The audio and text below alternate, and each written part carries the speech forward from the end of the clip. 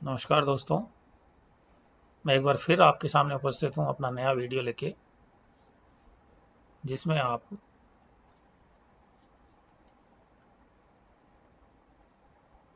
नया M video लेके जिसमें आप आगे के बारे में जानेंगे, जो आपके लिए बहुत महत्वपूर्ण है। इसे अच्छी तरह से याद रखें। तो शुरू करते हैं मेरा नया वीडियो। इस बार हम जानेंगे कि दशा फल का निर्धारण कैसे करें। विषोत्तरी दशा काल निर्धारण का अति महत्वपूर्ण औजार है। दशा फल अर्थात किस दशा में हमें क्या फल मिलेगा, दशा फल निर्धारण के लिए कुछ बातें ध्यान रखने योग्य है। नंबर 1, सर्वप्रथम तो यह कि किसी भी मनुष्य को वह ही फल मिल सकता है जो उसकी कुंडली में निर्धारित हो। उदाहरण के तौर पर अगर किसी की कुंडली में विवाह का योग नहीं है तो दशा कितनी भी विवाह देने वाली हो, विवाह नहीं हो सकता। कितना फल मिलेगा यह ग्रह की शुभता और अशुभता पर निर्भर करेगा। ग्रहों की शुभता और अशुभता कैसे जाने, इसकी चर्चा हम फलादेश के सामान्य नियम शीर्षक के अंतर्गत कर चुके हैं, जहां हमने कुछ नियम दिए थे। उदाहरण के तौर पर अगर किसी दशा में नौकरी मिलने का योग है और दशा का स्वामी सभी 20 नियम दिए हुए नियमों के हिसाब से शुभ है तो नौकरी बहुत अच्छे वेतन की मिलेगी। शुभ ग्रह शुभ नहीं है तो नौकरी मिली भी तो तनख्वाह अच्छी नहीं होगी। नंबर 3, कोई भी दशा पूरी तरह से अच्छी या बुरी नहीं होती। जैसे किसी व्यक्ति को किसी दशा में बहुत अच्छी नौकरी मिलती है परंतु उसके पिता की मृत्यु हो जाती है तो दशा को अच्छा कहेंगे या बुरा। इसलिए दशा को अच्छा या बुरा मानकर फलादेश करने के बजाय यह देखना चाहिए कि उस दशा में क्या क्या फल मिल सकते हैं।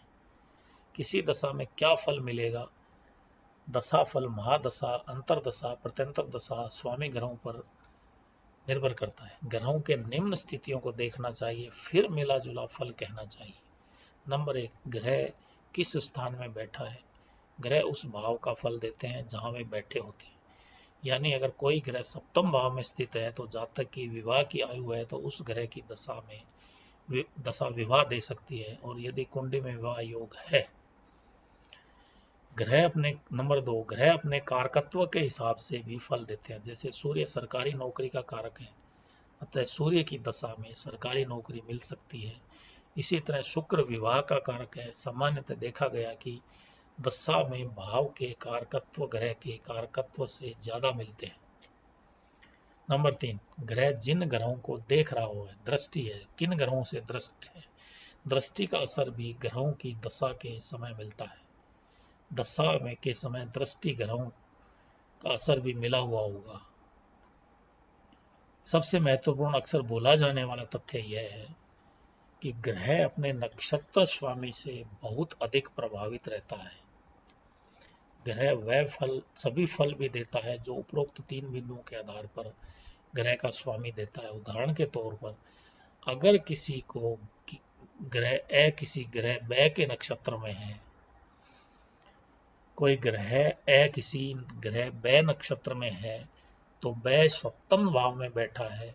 ऐसी स्थिति में ग्रह ए की दशा में भी विवाह हो सकता है, क्योंकि सप्तम भाव विवाह का स्थान है। राहु और केतु उन ग्रहों का फल देते हैं जिनके साथ वे बैठ जाते हैं और दृष्टि आदि से प्रभावित हो जाते हैं। महादशा का स्वामी ग्रह अपनी अंतरदशा में अपने फल नहीं देता। इसके स्थान पर वह पूर्व अंतरदशा के स्वयं के अनुसार संशोधित फल देता है। उस अंतरदशा के में महादशा से संबंधित सामान्यतः शुभ फल नहीं मिलते। जिस अंतरदशा का स्वामी महादशा के स्वामी से 6, 8, 12वें भाव में स्थित है, यानी त्रिक भाव में स्थित है, अंतरदशा में सिर्फ वही फल मिलते हैं जो कि महादशा दे सके। इसी प्रकार प्रत्यंतर दशा में वही फल मिलते हैं जो उसकी अंतरदशा में दे सके। धन्यवाद दोस्तों, वीडियो देखने के लिए आपका बहुत बहुत धन्यवाद। मिलते हैं अगले वीडियो में। अगर मेरा ये वीडियो आपको अच्छा लगे तो कृपया लाइक और शेयर करें तथा सब्सक्राइब करना न भूलें। धन्यवाद दोस्तों।